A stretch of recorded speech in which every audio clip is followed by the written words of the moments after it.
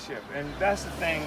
That's the question of opportunism is such a fundamental struggle. Even in our own ranks, in our own movement inside the party, opportunism will kill you. It will never let you get to your goals.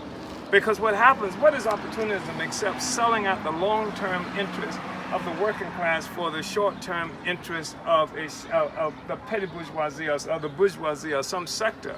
And that's what white people do when they fight for white rights. And they demand that Africans fight for white rights instead of liberation, when liberation would free us all. Because the fundamental contradiction in the world is the contradiction between oppressed and oppressor nations. Every other contradiction revolves around that contradiction. Destroy that contradiction, and the ability of all the other contradictions to be resolved stares you right in the face. And that's what we mean. That's what's so critical about this. That's what political education and science in terms of revolutionary movement is all about.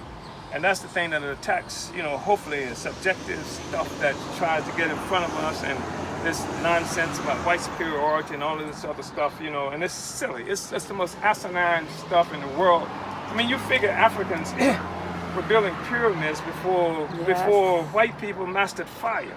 And this is the superior people on the world, and this is what that's nonsense. I mean, and the thing is that white people don't believe it when they stare themselves. When they look in the mirror, they know exactly who they are as individuals, but this whole assumptions of the superiority of this group versus that group of African people, it doesn't make any sense, and it stands in the way of us forwarding the interest of the people on the planet Earth, the people who produce all the value, So I appreciate it, comrades, and but I just want to keep before us the greater mission and the fact that what we do now has so much significance, and it's the symbolism of what's happening now too. Again, people in South Africa looking at this and talking about this, and people in Nigeria. I mean, there have been more than 2 million people. There are 100 million, more than 100 million Africans in Nigeria.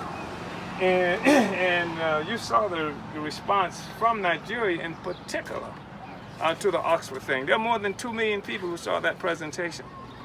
And it keeps growing every day, So, we have hit upon the formula to move this struggle forward, and I just wanted to appreciate it again. And I know everybody waiting for me to stop talking so you can go to work, and I appreciate that too. One Africa, one nation, one nation, one Africa.